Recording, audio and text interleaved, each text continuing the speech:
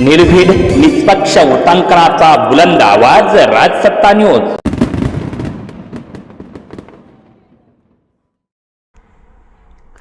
जनधन खात्यातील आर्थिक गैरव्यवहाराचा गंभीर आरोप। 60 ते 70 आदिवासी खातेदारांची फसवणूक झाल्याचा दावा। 1.5 वर्षांपासून चौकशीची मागणी। अखेर अतिरिक्त पोलीस अधीक्षकांच्या दखलीनंतर गुन्हा दाखल। नांदुरी दुमाला परिसरातील जनधन खातेदारांच्या खात्यांमध्ये झालेल्या कथित आर्थिक गैरव्यवहाराचे प्रकरण आता गंभीर वळणावर आले आहे।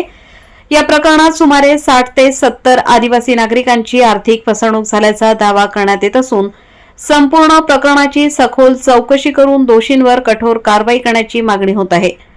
नांदुरी दुमाला येथील रहिवासी मुरलीधर महादू साबळे वय 65 वर्ष यांनी दिलेल्या फिर्यादीनुसार त्यांच्या state bank of India Sangamner शाखेतील जनधन खात्यातील रकमेबाबत कथित गैरव्यवहार झाला।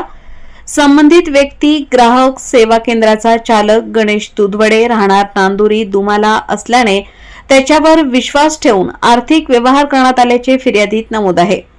फिर्यादीनुसार 22 सप्टेंबर 2023 रोजी त्यांच्या खात्यात जमीन व्यवहारातून सुमारे 8 लाख रुपये जमा झाले होते। त्यानंतर संबंधित व्यक्तीने फोन करून जनधन खात्यात पैसे ठेवता येत नाहीत असे सांगून पैसे दुसऱ्या बँक खात्यात वर्ग करण्यास सांगितल्याचा आरोप आहे। त्यानुसार व्यवहार झाल्यानंतर खात्यातील रकमेबाबत संशय निर्माण झाला। पुढे विविध तारखांना खात्यातील रक्कम वर्ग झाल्याचे फिर्यादीत नमूद करण्यात आले आहे। 1.5 वर्षापूर्वी स्टेट बँक ऑफ इंडिया शाखा संगमनेर बँक व्यवस्थापक व पोलिसांकडे अर्ज। या प्रकरणाची गंभीर बाब म्हणजे मुरलीधर साबळे यांनी सुमारे 1.5 वर्षापूर्वीच संबंधित बँकेच्या व्यवस्थापकांकडे या आर्थिक व्यवहाराची चौकशी करण्यासाठी अर्ज दिला होता। त्याचप्रमाणे त्यांनी संगमनेर तालुका पोलीस ठाण्यातही चौकशी व कारवाईची मागणी केली होती अशी माहिती समोर आली आहे। मात्र या तक्रारीनंतर अपेक्षित ती चौकशी वेळीच झाली नाही असा आरोप करण्यात येत आहे। त्यामुळे अखेर साबळे यांनी हे प्रकरण अतिरिक्त पोलीस अधीक्षक सोमनाथ वाकचौरे यांच्या निदर्शनास आणून दिले।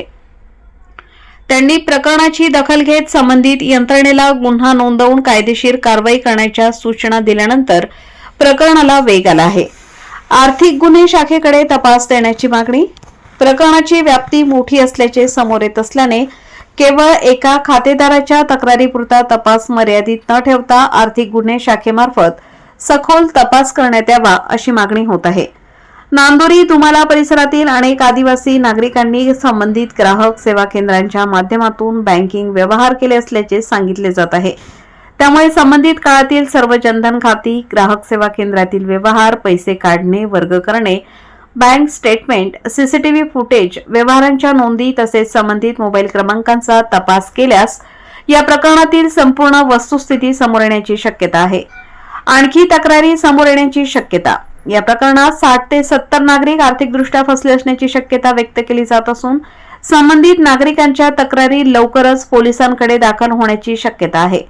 त्यामुळे पोलिसांनी संभाव्य पीडित नागरिकांकडून माहिती व तक्रारी स्वीकारून त्यांचे स्वतंत्र जबाब नोंदवावेत अशी मागणी होत आहे। विशेषतः ग्रामीण व आदिवासी भागातील नागरिकांचा बँकिंग व्यवहारांमध्ये ग्राहक सेवा केंद्रांवर मोठ्या प्रमाणात विश्वास असतो। त्यामुळे या विश्वासाचा गैरफायदा घेतला गेला असेल तर हे प्रकरण केवळ एका व्यक्तीपुरते मर्यादित न राहता सामाजिक आणि आर्थिकदृष्ट्याही अत्यंत गंभीर ठरू शकते। सर्व संबंधित खात्यांची ऑडिट करण्याची मागणी। या पार्श्वभूमीवर संबंधित ग्राहक सेवा केंद्रामार्फत झालेल्या सर्व आर्थिक व्यवहारांचे मागील काही वर्षांचे विशेष ऑडिट करण्यात यावे। संबंधित बँकेने स्वतंत्रपणे व्यवहारांची पडताळणी करावी आणि ज्या खातेदारांच्या पैशांमध्ये अनियमितता आढळेल त्यांची माहिती पोलिसांनी तपासात समाविष्ट करावी अशी मागणी होत आहे। दरम्यान फिर्यादीने दिलेल्या तक्रारीतील आरोपांची सत्यता तपासणे, संबंधित व्यक्तीची बाजू ऐकणे आणि दोष निश्चित करणे हे तपासानंतरच स्पष्ट होणार आहे। त्यामुळे निष्पक्ष, पारदर्शक आणि सखोल तपासातूनच या प्रकरणाचे खरे स्वरूप समोर येणे आवश्यक आहे।